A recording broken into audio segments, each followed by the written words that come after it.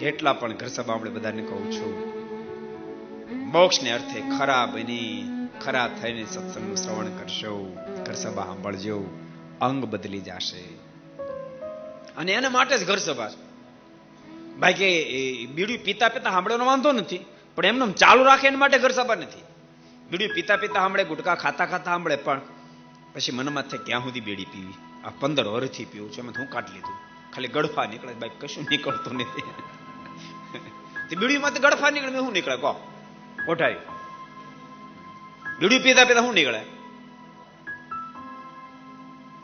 ગોપભાઈ? શું નીકળે? ગળફા જ નીકળે ભાઈ, કાંઈ ન નીકળે. ભલે 25 વર્ષ પીવો શું થઈ ગયું? કોઈને મનમાં એમ કે આજે કાંક નીકળે, તમે તાર 25 વર્ષ પીધા, હજી 25 પીવો, તમે જો શું નીકળે? કશું જ ન નીકળે. એમ બીડી પીતા પીતા ઘર સભા સાંભળે તો વાંધો નથી, ગુટકા ખાતા ખાતા સાંભળે તો વાંધો નથી, પણ એ બીડીઓ પીતા પીતા ઘર સભા સાંભળતા સાંભળતા મનમાં થાય ક્યાં સુધી પીધે રાખીશ, આમાંથી કશું નહીં નીકળે.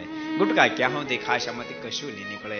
મારી જિંદગી આમને બરબાદ થઈ જશે, હું બરબાદ થઈ જાય, મારો પરિવાર બરબાદ થઈ જશે. એમ મને પાછા વળવાનું મન જેને થાય એને માટે ઘર સભા છે, એને માટે કથા વાર્તા છે. એટલે મારી તમને ભલામણ છે, જીવનને ફેરફાર કરજો. સાસુ બાજ બાજ કરતા હોય ને ઘર સભા સાંભળે એનો વાંધો નથી, પણ બાજતા રહે તો વાંધો છે. મનમાં એમ થવું છે કે સ્વામી વારે વારે કે કેલા થોડું ઘણું લેટગો કરો, જાતું કરો, શું બાજ બાજ કરવાનું? મોજથી રહો ને. કઈ ઘરમાં એવું નથી કાને ખાવાની માંડ નથી, બધાને ખાવા મળે છે, કપડા મળે છે, રહેવા બધું મળે છે.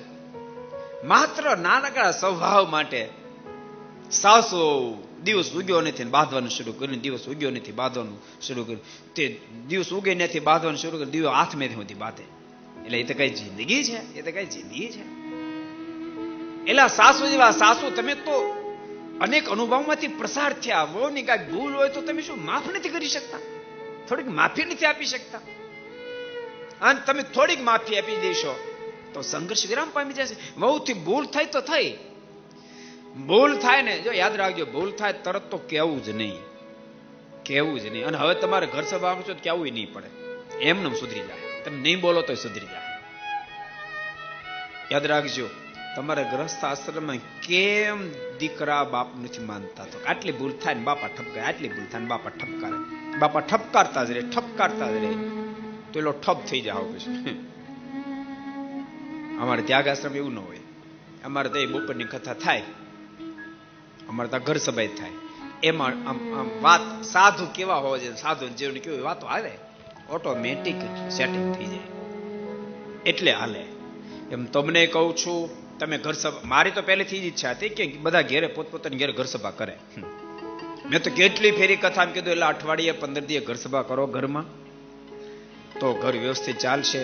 પણ તમે કોઈ માન્યા જ નહીં, કરી જ નહીં, પછી મારે ઘર સભા શરૂ કરવી પડે. બોલો, તમારી હાટું કરી.